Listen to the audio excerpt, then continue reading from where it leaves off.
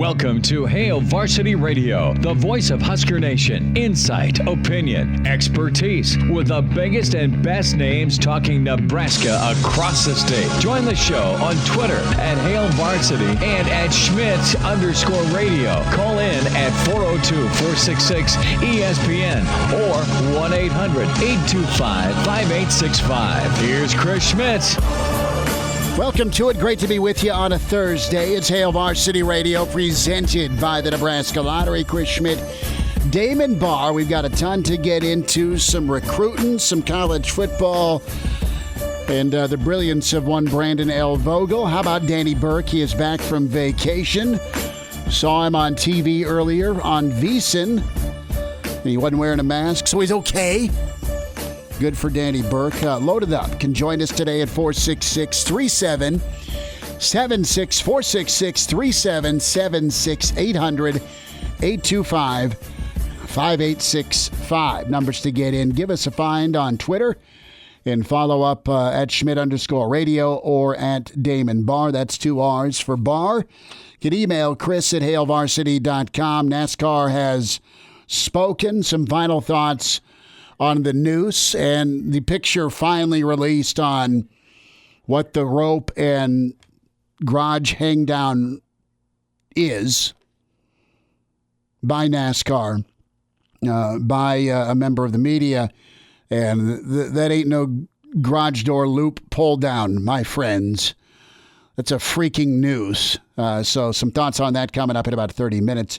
Recruiting with Greg Smith in 15. Bill Bender from the Sporting News will join us in 1 hour. So as we get ready for a hopeful college football season, I was looking around Twitter earlier, and I really enjoy some of the stuff Nicole Auerbach does from The Athletic. And, you know, she has talked to some Power 5 folks out there, and they're wondering if it's time to push back the championship games. Some discussions floating out there. You have a number of influential folks in the athletic world descending on the state capital of Jackson, Mississippi today to say, look, let's figure out this state flag. All right. And one of those was our friend, the Pirate Mike Leach, who was with us last week. Pirate was in his best sport coat. And he's known Lane Kiffin a long time, and he may have seen the gif on Twitter where, you know, there's someone speaking, and then there's Leach grabbing Lane's mask and snapping him with it. It was too good. Now, the Pirate had the mask pulled down a little bit, but you could see the grin going on. That was an image I thought was funny today. Good stuff from Dr. Petey. Derek Peterson had him on Monday. And I love talking about home games for Nebraska football. And it's either kind of feast or famine, the way the schedule is set up. And you never can really tell who's going to be good, who isn't, when things are scheduled out years in advance. And when it comes to the power index, biggest home games, what's the most important home games, what kind of gets your Husker blood boiling and pumping. And for years, it was always Oklahoma and Colorado. And, of course, Wisconsin and Ohio State and Iowa are the new normal as we've been into the Big Ten for about a decade. And Derek put, some great points together with his list, with his thoughts on power index, rank most important to least important. So I'll ask you, as you look at Nebraska's home schedule as we talk late June 2020, assuming we get all of these in, what is the most important game to you? What game do you want to be at? What game are you just jonesing to see a Nebraska victory for? And the answer is, well, all of them, right? It'd be cool to have an undefeated home football season for 2020. We'll see if that can get achieved. And Nebraska's home schedule, while not super sexy, there's no Wisconsin, there's no Ohio State, there's no Iowa like last year. I mean, it was loaded. You do have some sneaky, really good games and some sneaky, important games. And really, honestly, some very telling games for Nebraska. And it comes in the form of the South Dakota States of the world and the Cincinnatis of the world. Nebraska's non-conference, while on paper you can kind of step back and go, that's going to be a difficult, challenging tight ball game. You can absolutely say that about some of the non-conference games. It's not a wow Washington, or it's not a UCLA. It's not a Power 5 big dog or name program. But don't kid yourself. The South Dakota States of the world pack some punch, as do Cincinnati and what Luke Fickell's done, his time there.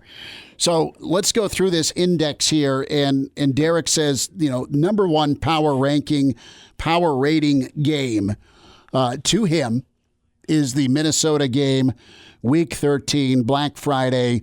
And there's so much up for grabs with that football game because of where the Big Ten West race could be.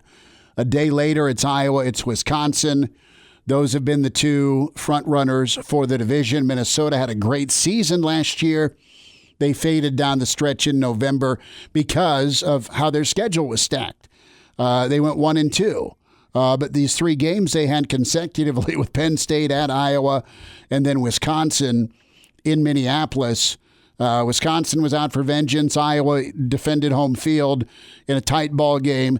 And Minnesota's defense was incredible against a really good Penn State team in the red zone. Penn State's turnovers last year were their undoing. But that was your wow moment. That was your big win for Nebraska, or I should say for Minnesota last season. It kind of validated them. Can you take a big dog down from the East, the team in the Big Ten that's challenged and done better than about anybody against the Big Ten king, and that's Ohio State. So is Minnesota the most important game? Is it the biggest game? You could argue that.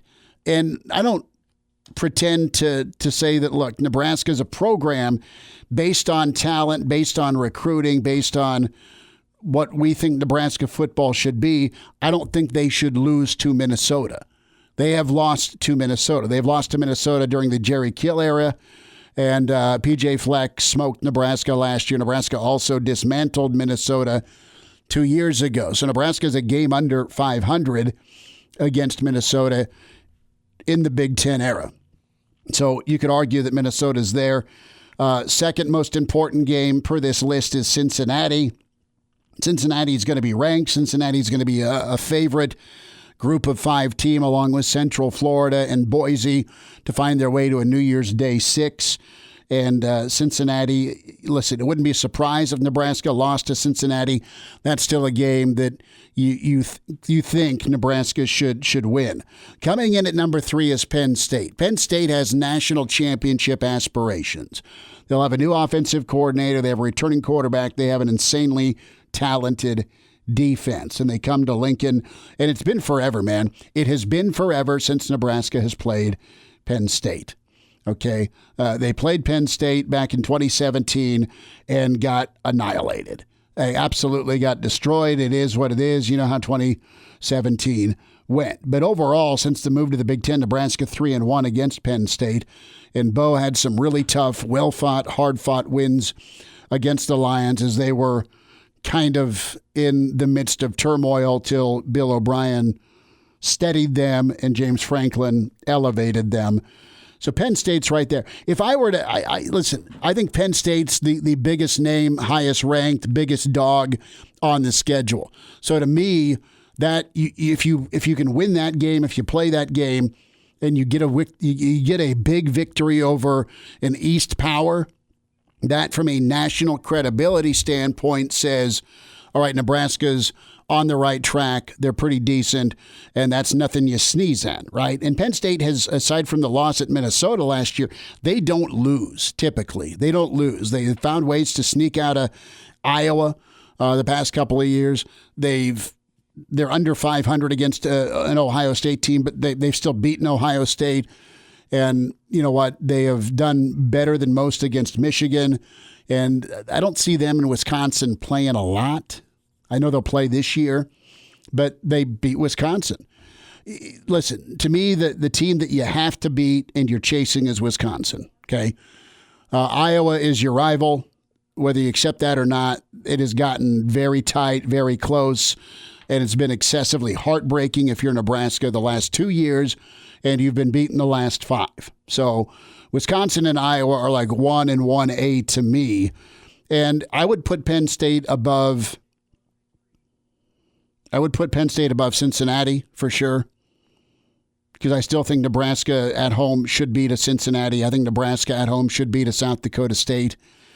And from a Minnesota standpoint, I know that it has West implications, but I think Penn State and Minnesota are pretty even. You want the national splash, and if you want to do reasonable math, if you beat a Penn State, that means you maybe should beat a Minnesota, right? Because who's the better, more talented program?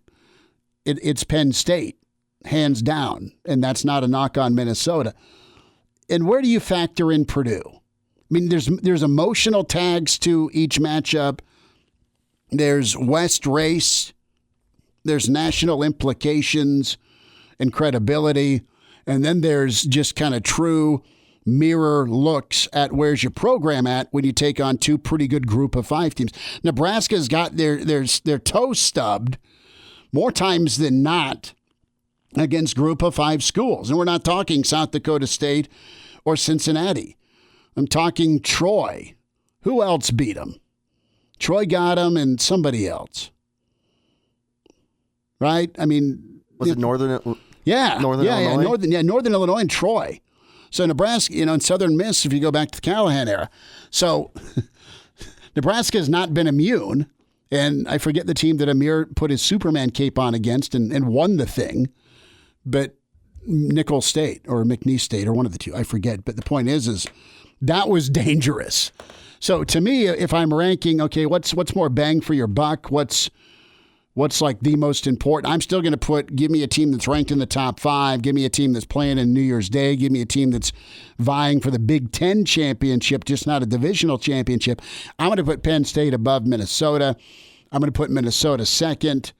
And then I'm probably going to sneak Purdue in front of the group of 5 just because it's been a pain in the backside against Purdue the last 2 years. And you've got another mad genius on offense with Coach Braum. You've let last year slip away. They were better at making plays than you in year 1. So to me, Purdue is that third team. That's my order. That's my reasoning. When it goes to confidence rankings, we'll talk with Brandon Vogel about this, but what do you think here, Damon? I mean, where are you at as a student that's going to be masked up in the student section likely? If you were to rank like most important or what's got that attachment to you that, man, I want to beat these guys, Minnesota clearly, because you either love or hate Fleck. I've gone from rolling my eyes at him to actually talking to him to looking at what he's done in 3 years on top of the Western Michigan run. Guy can coach. The guy can motivate, and he can develop. So whatever you think of him as a blowhard, don't disagree. The guy's good. The guy's good, and I give him credit. I think Braum is making a ton of money in a garbage job that has some underrated talent around him. And when you look at his 2 wide receivers and what he's been able to do, the fact he didn't go back to Louisville and he's sticking in Purdue, they're going to be a thorn. And that thorn could be at their heights, maybe a 9-3, 8-4 when they're good. And they could still be a case in point 6-6 team pre-bowl that annihilates an Ohio State 2 years ago. So I'm going to put Purdue in there because of the West implications, because Nebraska's not done well against them. I'm going to put Minnesota second, and overall biggest impact statement and best game, best opportunity is going to be the Penn State. I'm going to put Penn State, because of their history under James Franklin, above Minnesota. I think I'm going to put Minnesota at the 1 because we have not won a Black Friday game in how many years, and Minnesota really is starting to become our second rival to Iowa. Maybe if we keep... Even above Wisconsin? I think the Wisconsin thing has sort of not been so much of a rivalry, so much of like a big brother, little brother kind of thing, as much as I hate to say it lately. Just the way that Wisconsin kind of has pounded on us in recent years. It's not been close. Right. But the thing that my attachment to Wisconsin, I put them 1. And then I put Iowa 1A if we're doing the whole schedule. And I put Wisconsin 1 because of Alvarez, because of his Nebraska tie, because of how he's built Wisconsin like Nebraska. I mean, he's made Nebraska or Wisconsin his version of Nebraska North. I mean, Nebraska is getting out Nebraska'd more times than not by Wisconsin. That's it. And that's who's claiming and winning and sending dudes to the NFL. And doesn't matter who the coordinator is or the head coach. Godfather Barry's still in that AD chair and getting it done. So until that's ultimately in the Big Ten, who you got to take down if you're Nebraska. But I see your point about Minnesota as far as the home game. Listen, there's an edge to want to beat those guys and drill them. And I don't kid yourself. It's alive and well in those coaches' offices. I mean, if you got them in an honest moment, who do they want to just blow out? It may be Braum, my offense, and I'm smarter than you. Fleck, shut up and quit selling me. Quit selling me and quit selling you. And then there's the whale, the big dog, which is Penn State. We'll get Greg Smith's thoughts on this recruiting hit coming up with Greg Smith on the way with Hail Varsity. And we're back Think we could listen to the radio on Hail Varsity Radio, presented by the Nebraska Lottery. Yes! That's awesome! Thanks for spending time on a Thursday. Hail Varsity Radio, presented by the Nebraska Lottery. Greg Smith is with us from HailVarsity.com and magazine, recruiting insider at Greg Smith HV on Twitter. Greg, what's on the grill tonight? Burgers are back on the grill tonight. We did burgers They did burgers. Wife and kid did burgers. I did grilled chicken. I'm trying to eat better, Greg. Oh, well, good for you. In that same vein, I'm having corn as the side. Well, I had corn. I grilled like 6 ears of corn, and is it wrong to not share? The sweet corn's so good right now. Yeah, I was just about to say, I feel like that's what everybody's eating right now, which is great. Great place to be for that. So, no, I would not blame you. I would not blame you one bit. No, and truth be told, I had half a Junior's burger because he wasn't man enough to finish it. So, yeah, so there's the portion control. Hey, let's get into Nebraska and Gabe Irvin. He was on your Greg's guys list. He emerged last week. We had a nice chat about Gabe Irvin and Nebraska landing him earlier this week. Big time get, 25 offers for the kid. Kind of a power back with some sneaky speed. And you know what, Nebraska, Greg, it looks like they've been on him for a long, long time. Yeah, he's definitely been a guy that's been on their radar for a while now. Sean Beckton kind of spearheading that effort to get in the door with him. And then, Ryan Held is tireless on the trail. And then Frost and Lubick jumping in as well as he kind of got the whole staff on him, or the offensive staff on him. He's a really good player. Exactly what you said is what I really like about him. He's a bigger back that does have good speed and good shiftiness, good vision. You can see that on film, too. And he's a kid that comes from a powerhouse program. That Buford High program down in Buford, Georgia, it seems like they win state championships every year. They're also cranking out guys to Division I programs on a yearly basis as well. So it's also a nice little bonus to get a foothold into that program or get your foot in the door in that program. Who's his teammate that's thinking about Nebraska? Malik Williams is the cornerback that you're thinking of.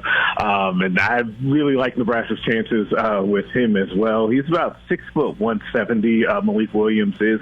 And is another guy that I feel like we see this just about everybody that gets really heavily talked about in the defensive backfield by Travis Fisher, is that he kind of was under the radar. Has a bunch of offers, including like Georgia Tech, Florida State, some other schools down in the Southeast that do pretty well. But Nebraska, I think, is well down the road with him at this point as well.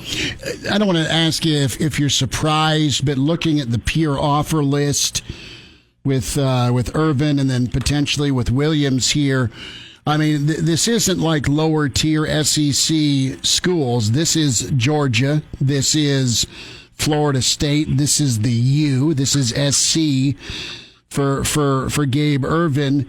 And with Nebraska, how are they able to do this? I mean, I don't want to sound like, wow, I'm shocked, but man, they got a kid that everyone else either wanted, or most of these places, to your knowledge, right? I mean, it was a committable offer out to Irvin. It wasn't just, hey, we like you, this is where you're at on our board, but we don't have room for you. It was, no, I mean, Nebraska won these battles, correct? Yeah, Nebraska, Gabe Irvin had plenty of options as he laid out there for where he wanted to play college football. I think Nebraska, one of the things that Nebraska does, and this is very particular to Georgia in this case and why they've had the success in Georgia that they have, is Sean Beckton knows everyone down there, right? He's a guy who's very well connected, very well respected. It's somebody that I feel like we probably don't talk about enough when it comes to assistant coach recruiters, because you think of Held a lot. Chins is really involved. Barrett Ruud has done very well during his time. So is Travis Fisher. So we don't talk as much about Sean Beckton, but we probably should, because he's the entry point to a lot of these different places down south, based on how respected he is, and he connects well. Like, families are just comfortable sending their sons to be around Sean Beckton, and I think that that's a big deal, especially during these times where guys are committing without having visited. You need to have some trust built up with that staff that you're sending your kid to.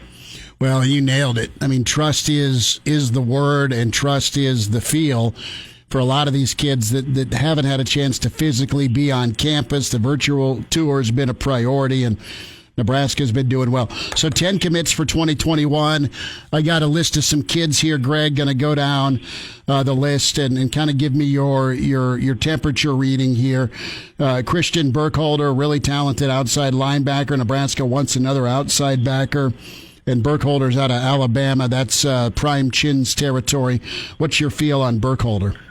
Yeah, I think that Nebraska's in a really good spot there. I think Nebraska and Virginia, I think, are the two schools that are kind of above the rest. I think he has the top four, but I think those two are the schools that I'm really looking at. And I think Nebraska could add him sooner rather than later. The holdup here is that, and like a lot of kids, and you totally understand this, he and his family do want to be able to visit the place ahead of time that they're going to commit to. I just don't know. Like, at this point, it's kind of a question mark as to when visits are going to be allowed. I think it's starting to set in with people around the country that might not be necessarily when the visits are allowed, but if, because you just don't know, because there's so many moving parts of being able to have a lot of people on campus. So that could push a decision a little bit sooner than he wants to. But I like Nebraska's spot for Burkholder. You know, Mendenhall has done really well, kind of resurrecting Virginia. They've gotten some really talented defensive players, and if you can pry Burkholder away from Virginia and win out, that'd be a nice add. Marcus Embo, offensive line out of Wisconsin. He's where's his timeline at right now? Yeah, and remember, Will Schweitzer also liked Virginia Yes. as well, so another linebacker that they were after. The timeline with Mbao is interesting. I think that he's a guy that wants to be able to play out the process a little bit and also get some visits in or get more visits in. The problem that I think that he's going to run into and that any offensive lineman is going to run into is that Nebraska has done so well over the last few years of bringing in offensive linemen. There are 17 scholarship offensive linemen. There are a handful of really good walk-ons, like we just added yesterday with Ezra Miller coming over from Iowa. You had Newelly coming over from Colorado State prior to that. So those are two guys with Division I experiences. Because of that, it allows Nebraska to be really selective and patient when it comes to this final offensive line spot in the class. He's a guy who could be left without a spot in Nebraska's class if he doesn't go ahead and make a decision soon, but I think he wants to wait.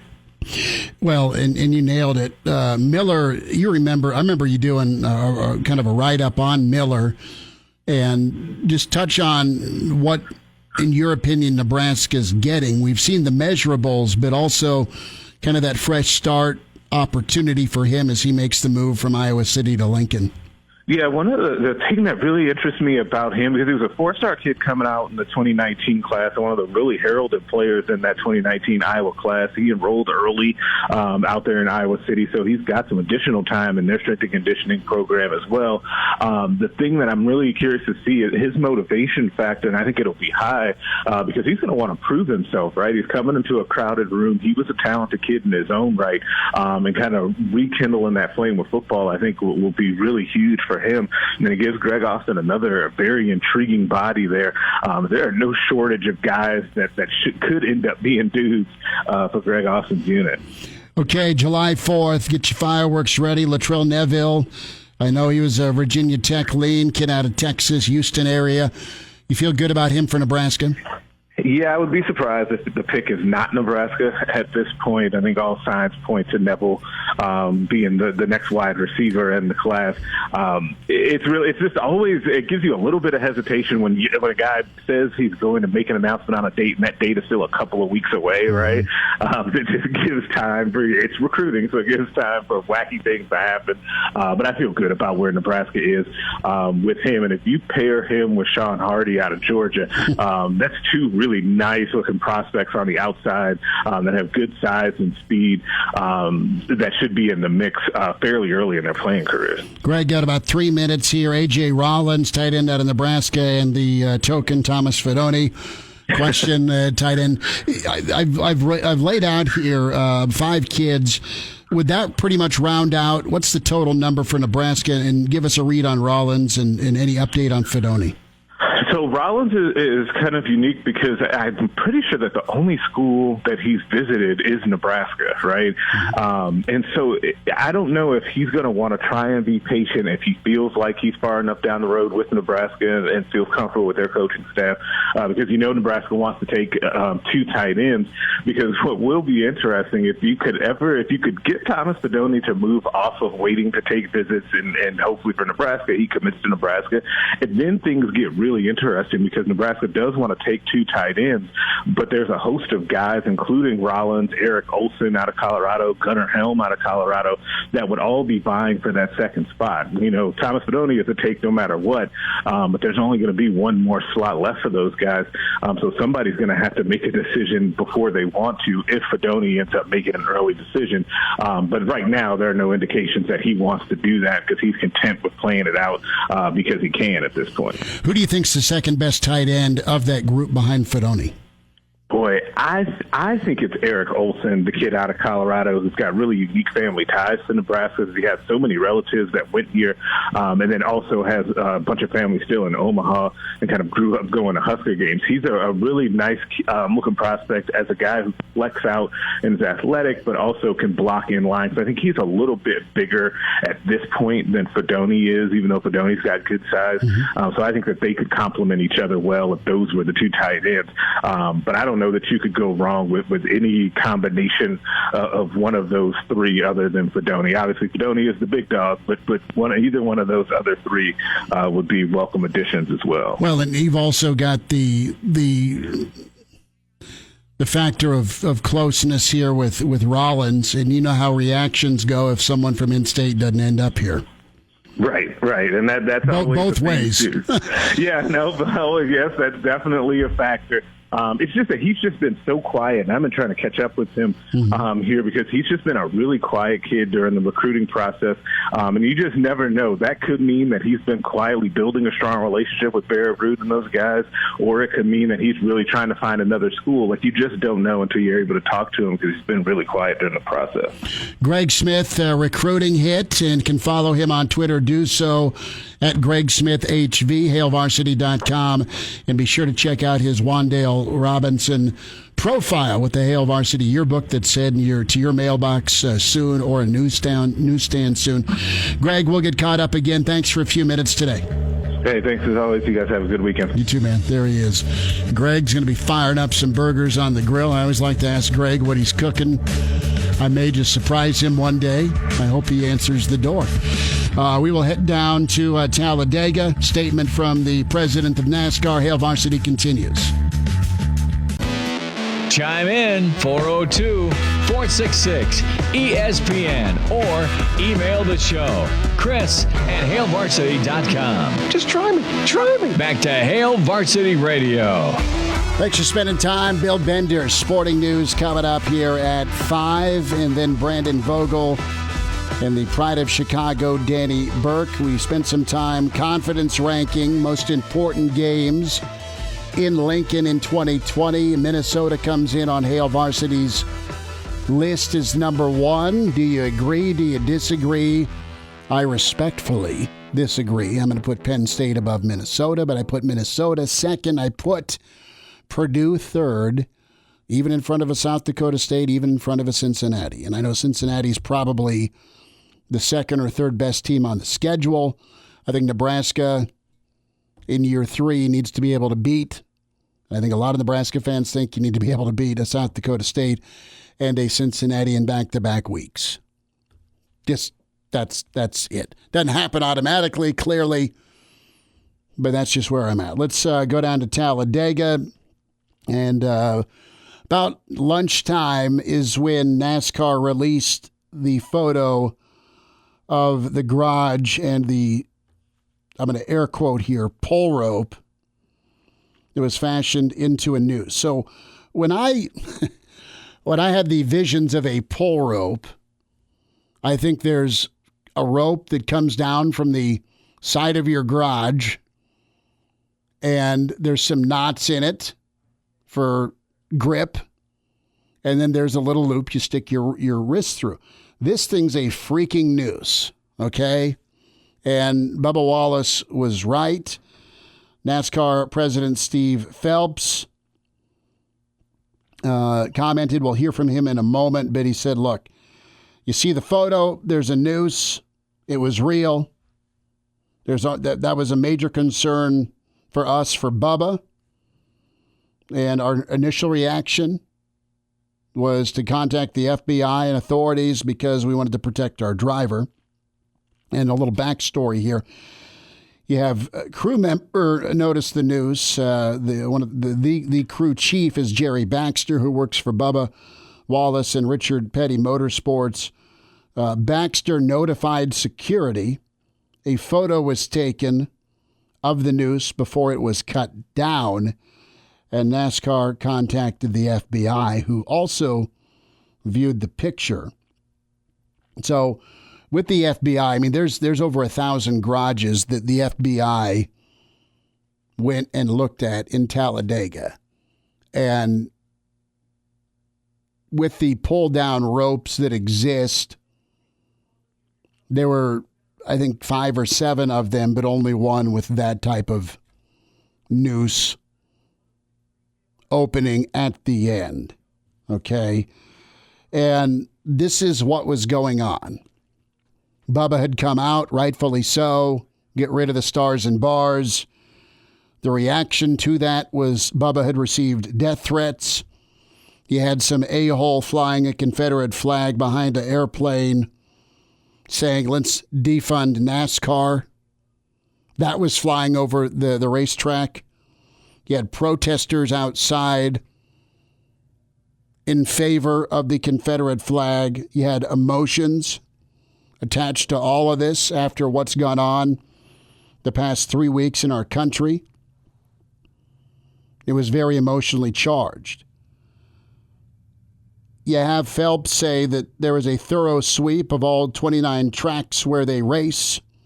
1,684 garage stalls, 11 total ropes that had a pull-down rope tied in a knot, and just one noose, the one in Bubba Wallace's garage. Here is Steve Phelps, president of NASCAR, some of his comments from earlier today. First, I want to touch on our approach and decision to investigate. As I mentioned on Tuesday, given the facts presented to us, we would have pursued this with the same sense of urgency and purpose. Upon learning of and seeing the noose, our initial reaction was to protect our driver. We're living in a highly charged and emotional time. What we saw was a symbol of hate and was only present in one area of the garage, that of the 43 car of Bubba Wallace. In hindsight, I should have used the word alleged in our statement. Many of you have seen the photo. As you can see from the photo, the noose was real, as was our concern for Bubba. With similar emotion, others across our industry and our media stood up to defend the NASCAR family, our NASCAR family, because they are part of the NASCAR family too. We were proud to see so many stand up for what's right. So back to the reaction of NASCAR. That's the good out of this. Damon, you see this picture, man, and I don't want to debate whether it's a functioning noose or not. I could probably get my head through the thing. And you had difference of opinions. You had some folks going, oh, it's a hoax. No, it's not, man. It's a noose. And this was, NASCAR did the right thing with how they reacted.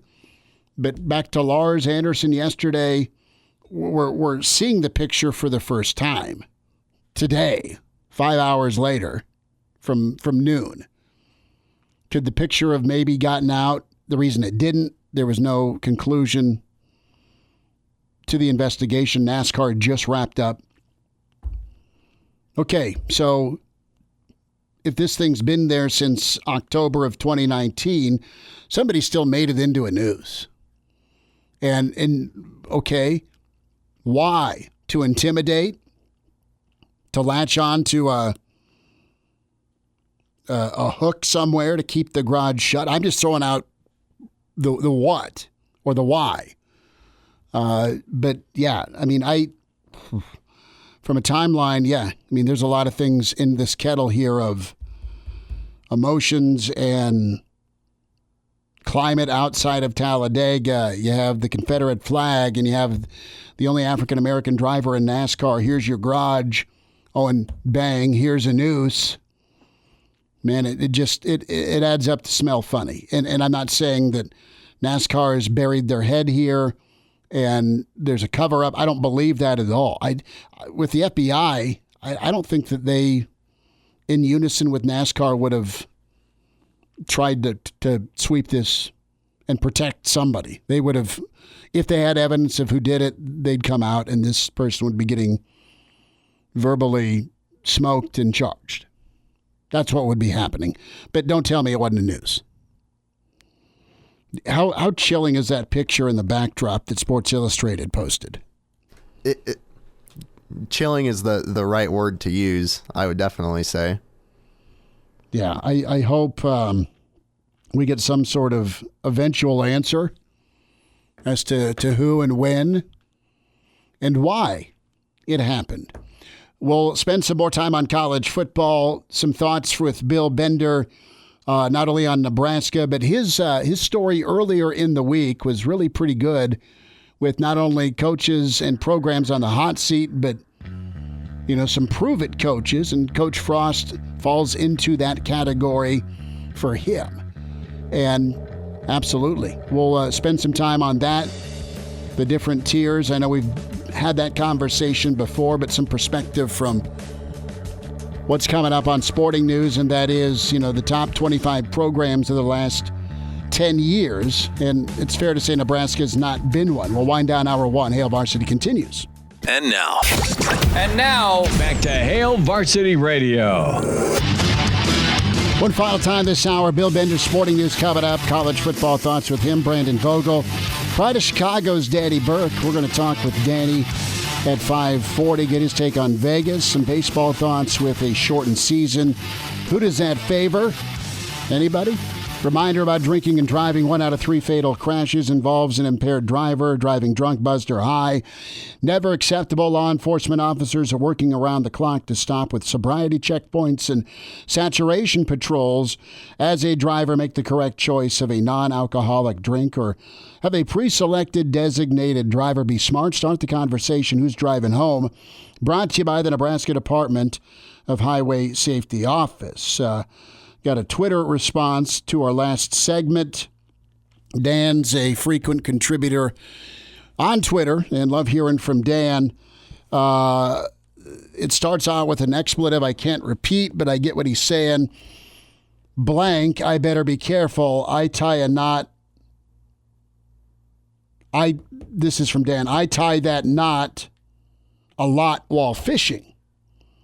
And I know what Dan's saying when it comes to, we're discussing the noose versus the loop to stick your wrist through for, the pull-down garage that some of us as kids either had or our folks didn't have an automatic garage door opener, or the knot Dan's talking about. I absolutely know what he's talking about.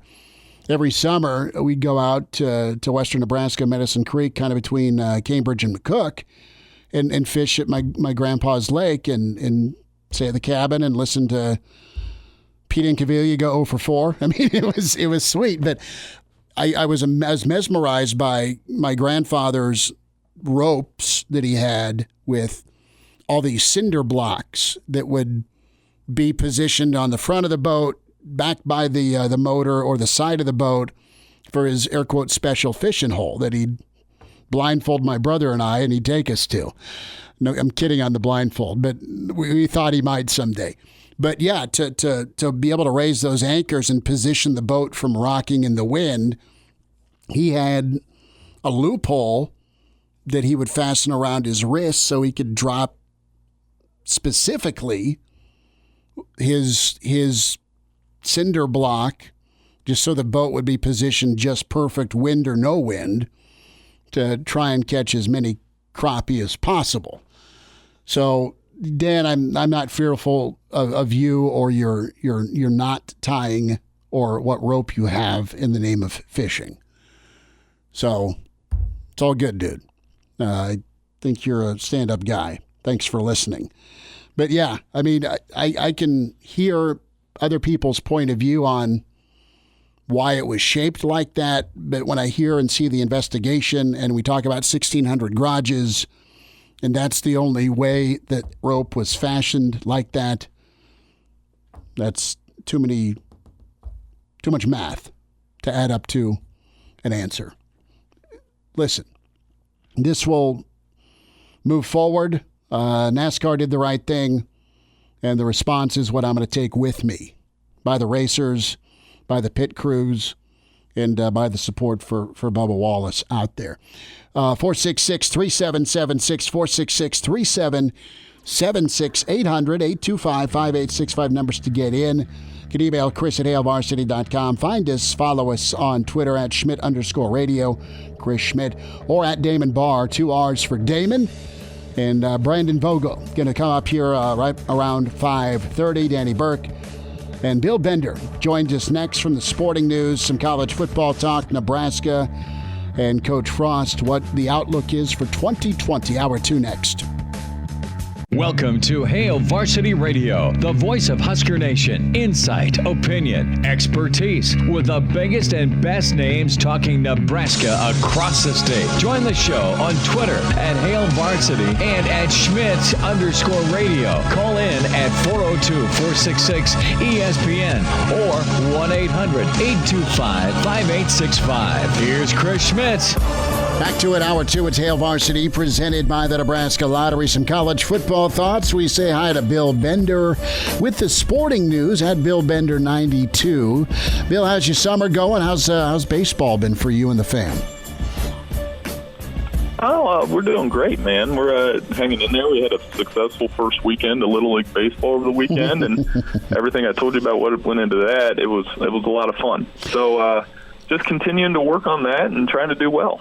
That's awesome. We got our baseball kicked off this weekend as well, and back at it. We'll get into some Major League returning to action. I want to start off with a story you did earlier in the week, and college football coaches. It's hot seats and pressure in 2020, and you know what? It never seems to change with some of these same programs per se. You can change the coach, but you've got continuous pressure no matter who's wearing the headset, Bill, whether it's at USC or you look at South Carolina post Spurrier. But a new name that's on the list that's not been there very long is Chip Kelly. Let's spend a minute on Chip Kelly and what he faces in 2020. Well, to me, Chris, the term hot seat and pressure are two different things. Right on. I think every program has pressure, right? But then once you start losing a lot, then that pressure builds. And I think Chip Kelly, it just hasn't taken off like we thought it might in Westwood. And then you start to wonder, does it fit? And I think there is going to be a little bit of pressure on them to get that offense moving in the right direction this year, and they've been hit or miss. It hasn't been the same as he was at Oregon. It's not as cutting edge. And now you're seeing the players, with the COVID stuff, they don't necessarily trust him, and they want a third party to administer testing. And all of those are earmarks for something that starts to make you a little antsy when you look at the program. I think you're right on, and with that story last week on UCLA's players, there's clearly a disconnect. There's frustration when it comes to communication, but Kelly's system, I know, has been attempted to be replicated, but I don't know if you can truly duplicate with what he was able to do at Oregon. That's a tough act for him, trying to do what he was able to do at Oregon at UCLA. You'd think from a recruiting-based standpoint, it'd be all good going into LA where you're competing against SC, but you've got so much talent in your backyard. But it's not taking off. I really thought they were going to kind of launch after their Washington State win, that comeback they had, but they never really found footing. Let's stay in L.A. to talk some college football. And, what are your expectations for SC? Are we talking the fact that SC will be looking for, or we'll be talking about a new coach this time next year? Or do you think Clay Helton can continue to hang on? With him, I don't know what the win total has to be, but I'm pretty sure they got to get to the Pac-12 championship game and make that statement with the roster they've got coming back. Obviously, it's that listy season where, you're doing those kind of things, and their running back, their quarterback, their receiver, they're all on those lists. So I think it's a huge year for them in terms of that. I don't know what the expectations are, though, when you have a new athletic director, when he did keep the job, when they have shorn up recruiting, and all of those things are headed in the right direction. But I don't think Clay Helton can afford another, 7-6 type season where they're in a division, which I think both of us feel like they should probably win that thing. SC should be 10-2 every year. That's not fair, but with the amount of talent access they have, they've been a great blue blood, which means they can be a championship program again. I mean, Bill, they're not far removed from a really cool Rose Bowl win over a really awesome Penn State team, right? I mean, we're not that far gone from that, and then they finish 11th, 10th in recruiting in the Pac-12 last year. It just kind of boggles the mind. But I think the uncertainty is feeding into that lack of success recruiting. And maybe Helton's just landed 3 stars instead of 5 stars. Maybe he'll coach him up. But it's weird to see or say that SC's been passed up by folks even in their own division. For sure. And I think, like you said, they're not that far from that Rose Bowl victory. And then the year after, they played in the Cotton Bowl against Ohio State, but that Ohio State game showed the distance, right? I mean, that these other Big Ten programs show against the Buckeyes. Like when I watched Ohio State USC, and even with Darnold on the field, there was a clear separation of talent between the two programs, and it wasn't like that in the 70s and 80s when they played in the Rose Bowl all the time. So I think it's about getting that 4- and 5-star talent. I know Colin Cowherd had his tier rankings, and everybody's doing those. And today, Sporting News is going to release our top 25 programs of the last 10 years. And USC is more in the teens than in the top 10 anymore, in my opinion. Well, let's go to those tiers. And I love talking tiers, and I saw that footage on Cowherd with, you got about 4 that can win it, 12 that can contend, and he had Nebraska and Iowa and some other programs lumped in that are really good traditional programs, and he thinks will be, he's a big Nebraska guy, Cowherd is. Where do you look at Nebraska at right now? When we get into the tiers discussion, are they kind of knocking on the door? Do you see them making a move, or are they far down the list just because it's been a struggle? Well, they haven't been a top 25 program in the last 10 years. I think we can all agree on that. Exactly.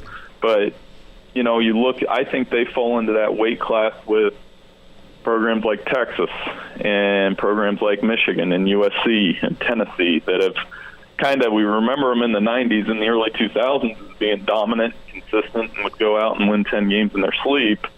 And now they're struggling to get there. So I think they're in that kind of class. Maybe Texas is the exception there, I should say that, just because, Texas is a huge program with a ton of resources, and there aren't a lot of excuses not to win there. But at the same time, if you look at the last 10 seasons, Texas has only won double-digit games one time. I mean, that's through the end of Mac, through Charlie, and through Tom. I would have never guessed I would say that about that program.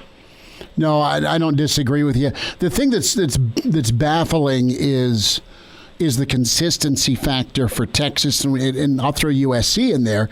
That their bar is very high, and it's because of their access to talent, you would think. But even under Mac, I mean, they only won 2 conference championships. Oklahoma and Stoops had it handled. And from a quarterback standpoint, I mean, they had the 7 years of McCoy and Vince. And then they had the Ricky Williams era, but Mac did well, and Mac took Texas to levels they hadn't been for forever.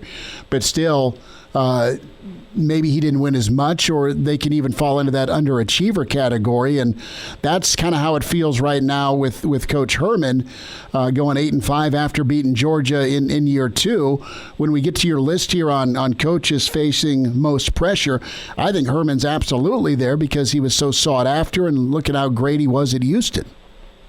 Yeah, and I think I like Tom Herman. I like his style. I kind of make jokes with the other youth baseball coaches around that if I was a college football coach, I'm of the Tom Herman type, for better or worse. I got a little bit of a temper out there and not afraid to show it, but I think he's done a nice job with the recruiting. He's done a nice job, getting them in position to win big games where they've been close, but they're losing those games close. I think that's Texas' biggest problem the last 2 years, of losing in the close games. So as soon as they flip that around, they hung with LSU last year. They've hung with Oklahoma. They beat Oklahoma on the field in the last 2 years. But it's been those hiccup losses to a TCU or somebody else that have kind of held the program back, and typically those are close games. They got to start winning those. A few more minutes. Bill Bender with us, Hail Varsity Radio, talking college football. Follow Bill on Twitter at BillBender92. And Sporting News releasing their top 25 programs the last 10 years. And Bill's story about hot seat and pressure. Scott Frost is on this list when it comes to pressure. And Scott Frost is going to be here as long as Scott Frost wants to be here. That's kind of my take on things, because there's a feel that if he can't fix it, nobody can fix it. So be patient. That's kind of my take on it. Now, they need to be better in close games, similar to USC.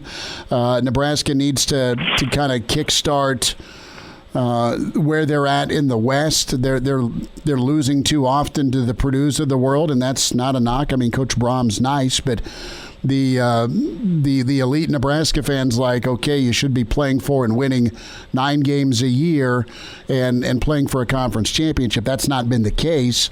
And then you see your neighbor in BJ Fleck in Minnesota do what they did in year 3. So there's some keeping up with the Joneses here to talk about, Bill. And what's your outlook here for Frost in year 3, and what's the level of pressure here you think exists from a national perspective on Frost that came in with the buzz of all buzzes from Central Florida? Yeah, you got to win. You got to get to a bowl game probably. I think, like you said, Scott Frost faces the same hurdles that Jim Harbaugh faces at Michigan, and anytime you have a guy come back like that and there's a savior feel to it, fans are going to expect everything. But I think with Frost, he is going to be given time, and we've talked about this a little bit on your show about the brick-by-brick mentality. Yep. You got to start beating the Purdue's and those type schools, because what Nebraska is expected to do next is A, get to a bowl, B, start competing with Iowa and Wisconsin in the West, and then once you can do that, then you're ready for the monsters in the East, the Ohio States and Michigans and Penn State. I don't know. Nebraska, I don't know if they've gotten a look at Penn State in a while, but I know this year. Then we're going to find out. So, and with Ohio State, they've seen that up close last year in Lincoln. They've seen Michigan on the road and what Michigan can be about. So those are the programs that Nebraska will be expected to compete with in the next 2 to 3 years. And as you've seen with Jim and James Franklin at Penn State and even Paul Chryst at Wisconsin, those 3 programs have trouble with Ohio State too. So it's not going to be an easy mountain to climb. I think Nebraska is 4-0 against Penn State in the Big Ten. Overtime win in Happy Valley. Win in that 2012 season against O'Brien. And then they got him the week that Paterno got fired. And I don't think they've faced them with James Franklin as coach, honestly. And if they did, it might have been early in his tenure there. But Bo didn't lose to Penn State. But, yeah, Nebraska's, you're right on with the brick by brick thing. What's your take on A&M and Jimbo? Can he capture that Florida State magic? He's got money, he's got resources, he has talent down at A&M, but A&M's never really done much. Yeah, he's done well with recruiting too, but again, they're another program that operates in the shadow of Texas. Those 2 programs like to snipe back and forth, but it's been a very long time since Texas A&M's won a national championship. So, the thing with them, they're also in the heavyweight division of them all. So you can recruit well, that's fine. But when it comes down to it, you got to start winning those top 10 showdowns against the Auburns and LSUs and Alabamas, and not to mention the crossover games. So the last 2 seasons, A&M's 1-7 against top 10 teams, and that sounds an awfully lot like those stats we like to pull out with Jim Harbaugh in Michigan when they play in a top 10 game. So I think that'll be the challenge for A&M over the next couple of years, starting with this year, to start winning some of those top 10 games. Bill Bender, Sporting News, and check him out at BillBender92 on Twitter. Bill, last thought, I'll let you get out. Give me the blue blood team, as I try and spit it out, that is most likely to return to blue blood form. Who do you think is that program to get back? Is it Michigan under Harbaugh? Is it Miami under Diaz? Does Nebraska move that way with Frost? Is it Herman in Texas? Is it SC with whoever? Who kind of gets back to the adult table? I think Penn State and Florida are getting closer. I think Florida's really close with Mullen, the work he does with quarterbacks, and maybe going to make that game against Georgia really exciting over the next several years. I think those are kind of the ones that I'm looking at. Penn State, James Franklin's done a heck of a job solidifying that program, and they've recruited a touch better than Michigan, Nebraska, and Wisconsin in terms of bringing in the big guys. The problem with Franklin, again, if you take Ohio State out of the Big Ten the last 3 years, the actual race would be really exciting between Wisconsin, Penn State, Michigan, and a few others. Well, Penn State's been right there to beat them too. I mean, they've had leads. They've had leads in games. Right. They've blown 2 fourth-quarter leads against Ohio State in the last 3 years, and were probably the closest thing to pushing them last year. So I think Penn State's getting closer, but they're going to have to win some of those games just like everybody else to clear that hurdle. All right, Bill Bender. Bill, can't wait to read more on this upcoming season for college football. I hope we get it in with the COVID cases that are continuing to rise, and got to kind of hang on and hope things stay safe and healthy. Best to you, and thanks for a few minutes today. Hey, no problem, Chris. Thanks for having me. Bill Bender, Sporting News. Great to get caught up with him. That was a fun chat, and I don't disagree that 2 teams that are knocking on that door nationally, Florida with Mullen, Penn State with Coach Franklin, and where the Nittany Lions have been and where they could go. Brandon Vogel is going to join us here shortly from Hale Varsity. An update here from the NCAA. The Division I Council has extended the recruiting dead period in all sports through August 31st. The full council and the council coordination committee will continue to review the dead periods on a regular basis. Yeah, you got spikes in Texas, Florida, the Sun Belt region. Don't travel here is what they're saying. He's in his 30s, but sounds like he was born with a stogie in one hand and a brew in the other. Now, say my name. It's Schmitty on Hale Varsity Radio. I got the body of a taut, preteen Swedish boy.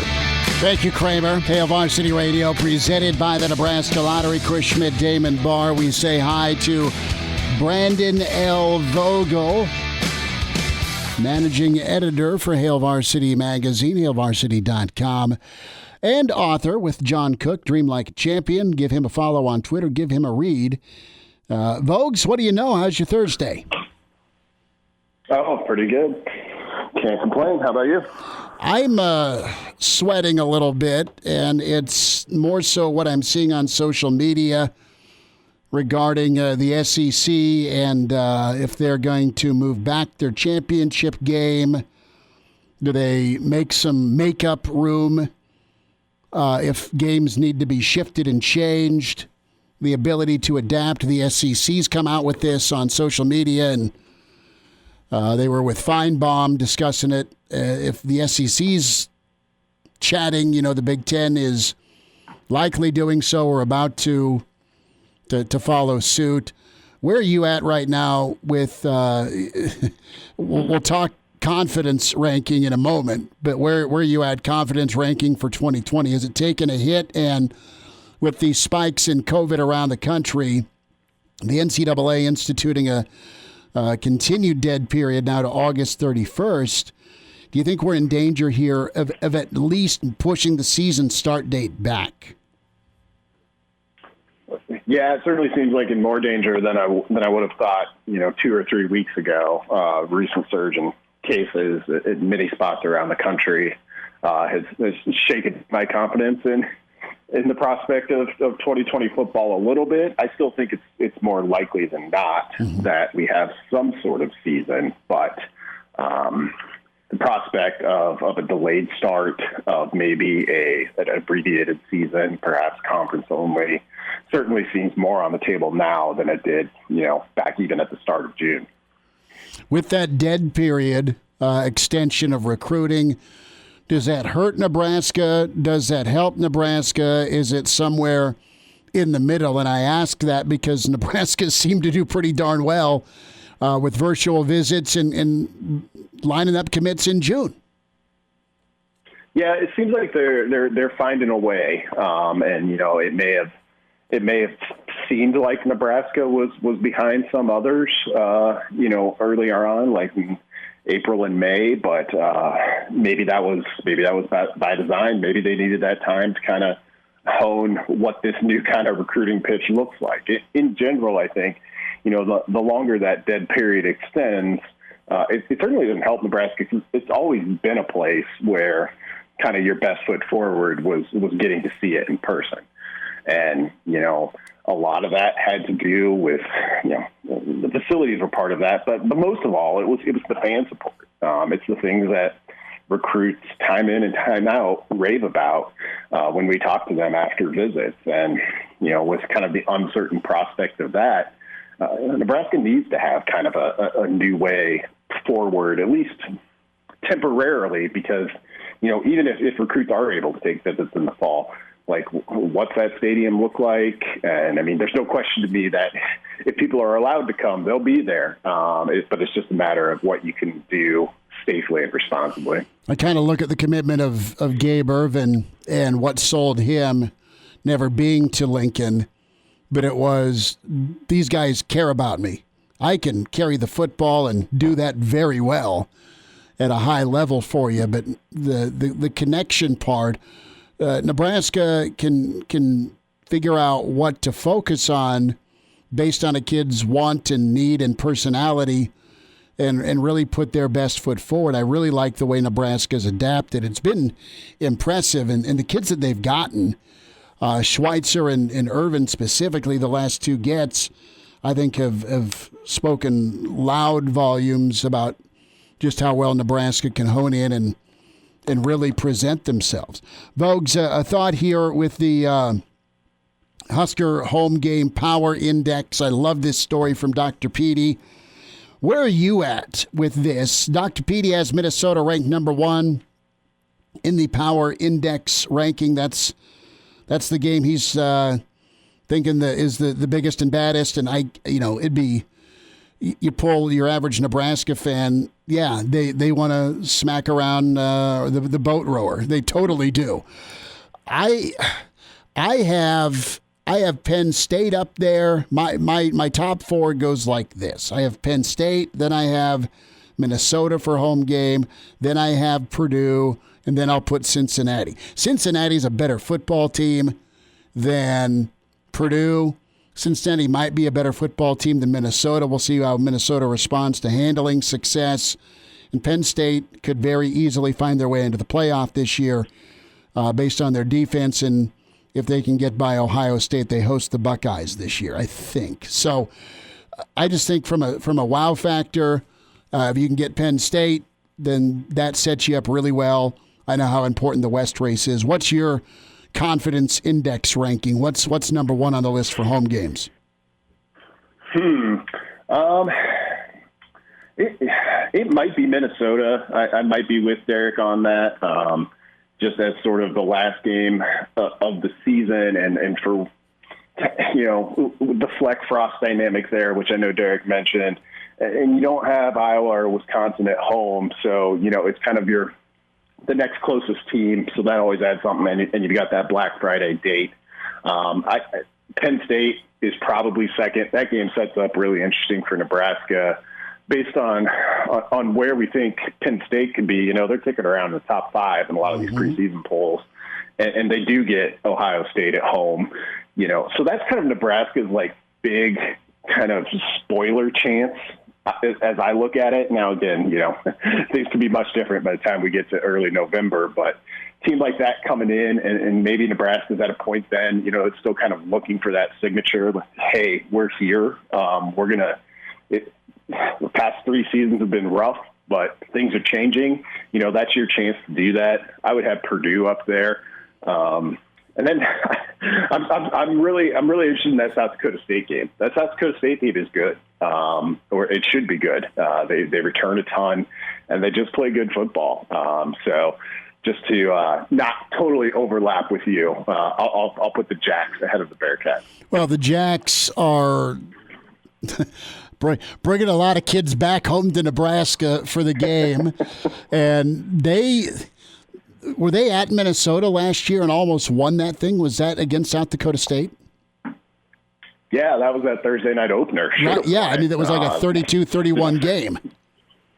Yeah, statistically speaking, ended up on the short end of the turnover stick there and had a crucial one late. But, yeah, they went toe-to-toe with the Minnesota team and won 11 games and crushed Auburn in a bowl game. So, the schedule's sneaky good. It's not Iowa, it's not Ohio State, it's not Wisconsin on the home slate, but the Black Friday thing is money, and there's a bloodlust growing for Fleck in Minnesota.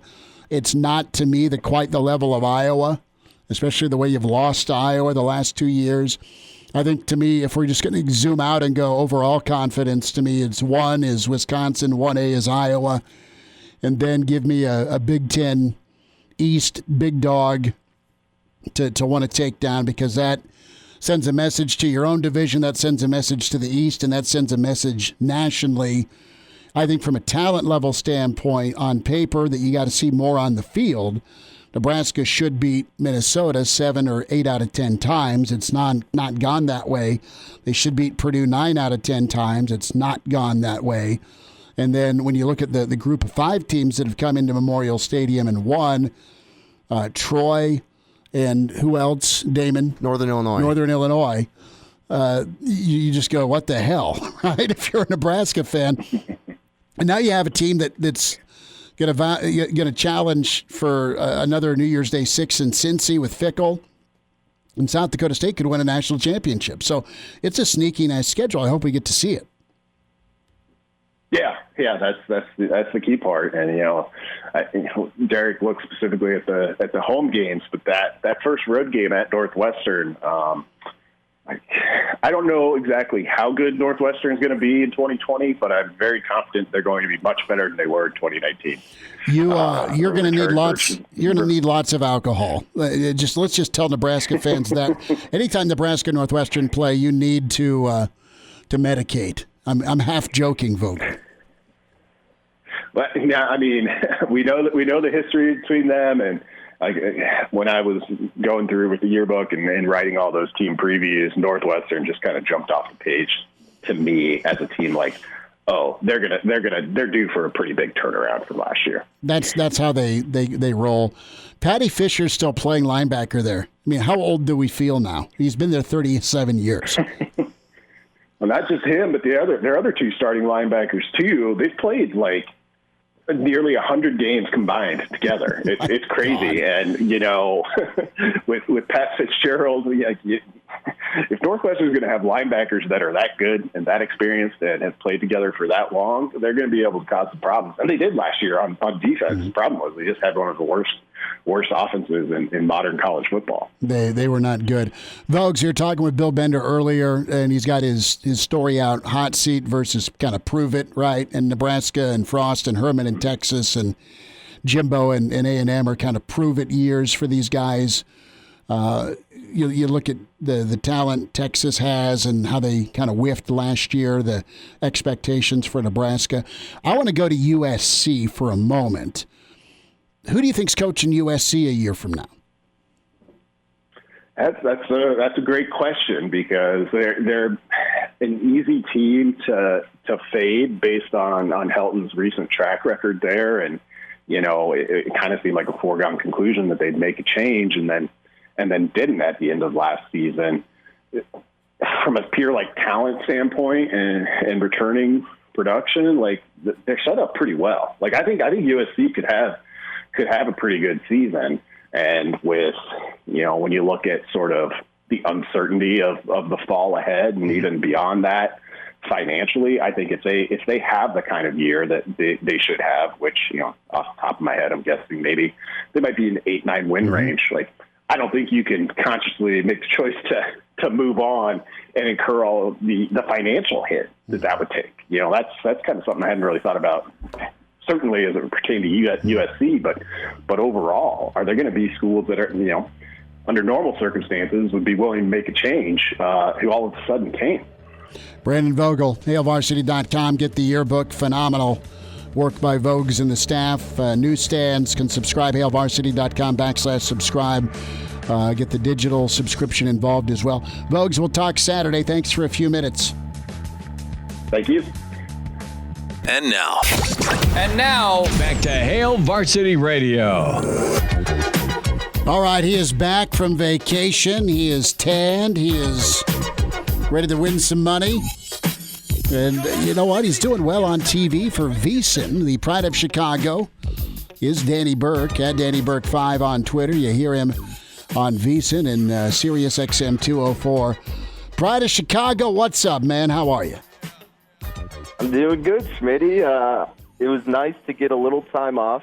Missed out on the show, of course, so I feel sad for that. But no, it's good to be back, man. How are you? I'm good. So you went to the islands, is that correct?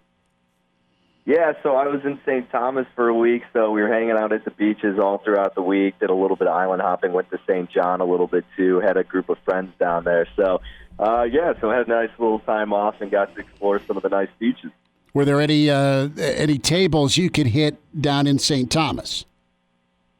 No, unfortunately there weren't. It's funny because one of our friends went down there when quarantine started, and so he's been down there with some college buddies for 3 months. So he definitely did it right. But the first question we asked is, "Where's the casino, man?" And they're disappointed to say that there wasn't one. So they've been missing out on that. So when they return to the mainland, that's the first thing they're going to be hitting, is what they said. Danny Burke is with us, Hail Varsity Radio. VSiN can find Danny on Twitter at Danny Burke 5. So you'll have to just rock your Bond tux suit on the Strip, I guess. So I want to get in to your thoughts here with Major League Baseball finally getting off their, getting off their backside, and finally we've got a 60-game season. Who do you like? I know some odds are out with World Series favorites, but overall, who do you think's built to win some money for people this shortened season?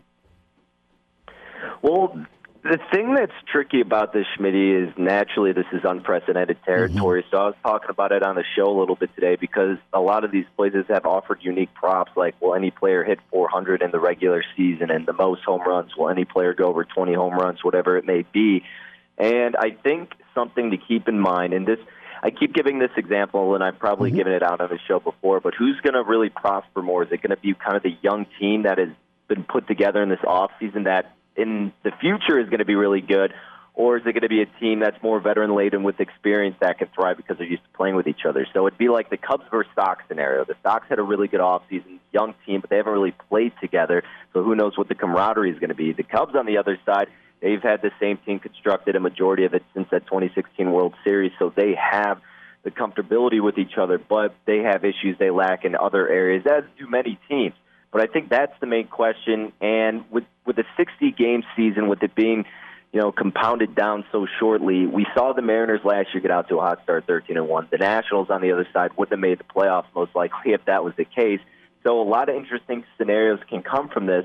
With that being said, though, I think you have to kind of consider maybe a team in the NL, not even just outright, but maybe for some specific props, because you got to remember now that the DH is being implemented, look at teams who could really thrive with using that strategy. And I think, and there's a couple teams that could definitely do that. The Cubs being one of them, who we just talked about because of a Kyle Schwarber, a guy who Cubs have been berated for saying, he's got to be in the American League. He can't play defense. He needs to be DH, Well, now's the opportunity to see that.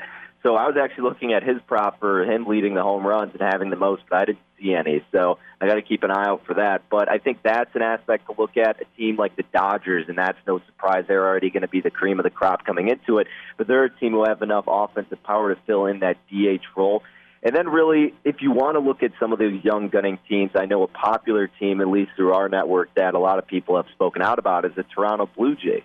Now, this is a young team that's got some studs who are a little bit early if it was a 162-game season, but they were ending the season kind of getting their groove toward the end and definitely showed their potential. So that's a team where you can get some better value on. You're just hoping that these young guys can get it going early and get it going fast and consistently, of course. Danny Burke is with us, Pride of Chicago, Hail Varsity Radio, at Danny Burke 5 on Twitter. He is with VEASAN out in Las Vegas, Sirius XM 204. Going to switch gears to some college football, and Superbook a couple of days ago put out their college football odds for who's going to make the playoff. Of course, Clemson and Ohio State are 1-3, Bama 6-5, Georgia and Florida 2-1 and 3-1, Oklahoma at 7-2, A&M, Notre Dame, Oregon, Penn State, Texas, Auburn at 7-1, LSU's at 10-1, Michigan and Wisconsin 12-1. What do you think of Nebraska's odds? They're kind of lumped in with Okie State, Central Florida, Minnesota, Miami at 25-1. That's not great, but it's not horrible. I mean, it's not Arizona State, Iowa, or Florida State at 75-1. Have you done a little research here, assuming we get college football with who you like, or are you pretty much, even now it's just late June, are you still kind of chalk? At this point, I think it's hard not to be a little bit more chalky, Schmitty, and this is another sport, obviously, where, we always look at the returning starters and what that production is going to be, but you got to think this season even more so now than in the past because of these circumstances. With Nebraska at 25-1, not really too shocked. If anything, I would think they would be a little bit lower, to be honest, because it seems like year after year, I mean, this happens. They get a lot of love for the public attention and just because of their history, but then people get mad and complain about it and be like, they didn't live up to the hype. Well, it's like, because you're basing that off Vegas. So, I mean, that's one consideration. And then naturally, they just get a lot of hype. But some teams that I would look at to maybe take more of a longer shot on, I know we talked about this a couple weeks back. Wisconsin would be a team I would certainly look at. I think they're going to come out on top of the Big Ten West. I think even Penn State you could maybe take a flyer on there. I know it's going to be tough to go through Ohio State, but I think they're a team prime for this opportunity. I kind of want to get your thoughts really quick. What do you think about Texas A&M this season? Because I've circled out Kellen Mond as a guy who could maybe be a Heisman hopeful. I mean, they had a brutal schedule last year. It's going to be a little bit easier this season, and this guy has all the talent in the world. Do you think that Jimbo Fisher and Kellen Mond can have a successful season? Absolutely. I mean, the one thing you can say a lot of things about Jimbo Fisher, but he is he has gotten high-level quarterback play, right, everywhere he's been, or even as an assistant, right? I mean, that's his deal. He is a master at quarterback play. I don't know that guys love the guy per se all the time, but he gets the results. I'm looking up A&M's schedule right now. Mond is good.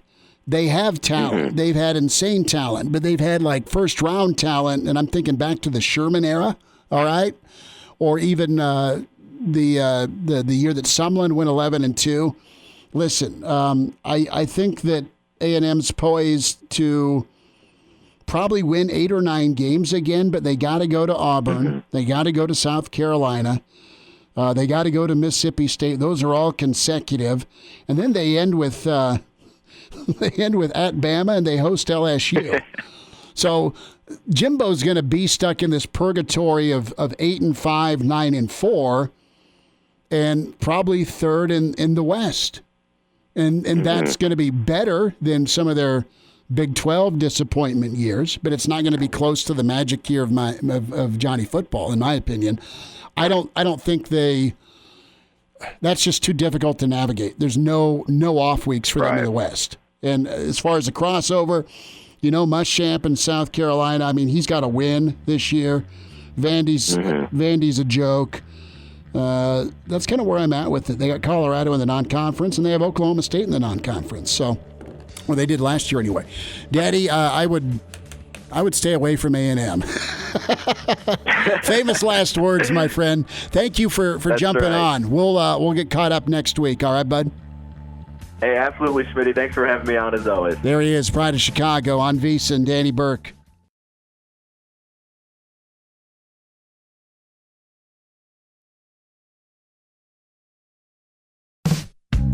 Miss us? Come here, brother. Give me a hug. Bring it in for the real thing. We're on call for you. Catch the podcast at HailVarsity.com, the ESPN Lincoln app, or download them on iTunes. Saddle up, partner. Back to Hail Varsity Radio. One final time, we say hi to Deb, the Spa Lady, Home Innovation Spas, 20th and Highway 2 in Lincoln off Industrial Road in Omaha. SpasOnline.com. Deb, fresh off the tent sale. You got humidity cranking up this weekend. What a time for a spa, and dial that temperature down. How you doing? That's right, Chris. And we are probably one of the very few dealers in the whole Midwest that actually have spas that we can deliver immediately. We were able to get 2 truckloads, and that's like gold these days. So we got the 2 truckloads, and that has just been so fun because people are used to coming in and saying, hey, we can't get a tub till 16 weeks, other dealers are telling people. So we can get the tub delivered right away. You can be enjoying it. Fill it up with some cold water and just soak in it and cool off. That's the way to do it. Deb, you've got a size and a style for everyone, and you've got the swim spa choice that may be a better option than jacking around with a pool. That's right. They have been very, very popular. Everybody's wanting to look at those this year because of the pools and just being able to use them year-round instead of a pool. So that's really the answer to that problem. So really come in. We've got just something for everybody. And the nice thing is you don't have to wait. You can actually get it right away. Deb, the Spa Lady is with us. Home Innovation Spas, 20th and Highway 2 in Lincoln, off Industrial Road in Omaha, spasonline.com. Deb, let's circle a spa and tell folks about it and when they can come see you as well. I know we talked swim spa last time, maybe something a little smaller for a person that wants to sneak one in the backyard. Well, I would say we have 7 by 7 foot spas. We have 8 foot by 8 foot spas. We have models that have all seats if you want to really get a lot of people in there, or you can do the lounge, the lay down with 5 seats. So there's different configurations of both sizes. So come in and see what kind of size you're looking for, and then we'll pick out the one that fits your family. Deb, when can folks come see you? 10 to 6, Monday through Friday, 10 to 4 on Saturday.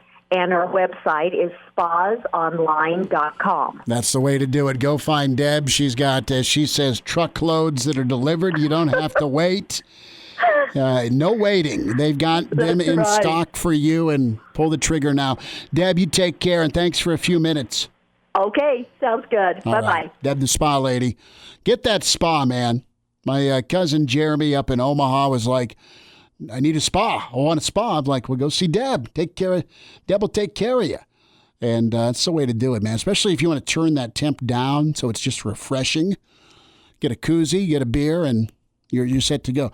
Damon, what do you got going tonight? Well, maybe I should go stop by Home Innovations. I need to upgrade my 8-foot kiddie pool out in the backyard. And see, the kiddie pool, yeah. I mean, who hasn't had a kiddie pool? But plug it in, get the jets going, pour a margarita, and you're good. More cat sitting or dog sitting? Well, the dog is no longer at my house today, so there was a few accidents all over.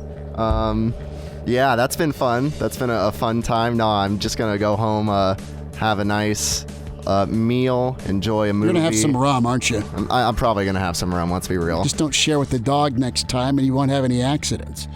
Talk to you tomorrow at 4. Hail Varsity back at you. We're presented by the Nebraska Lottery. Thanks.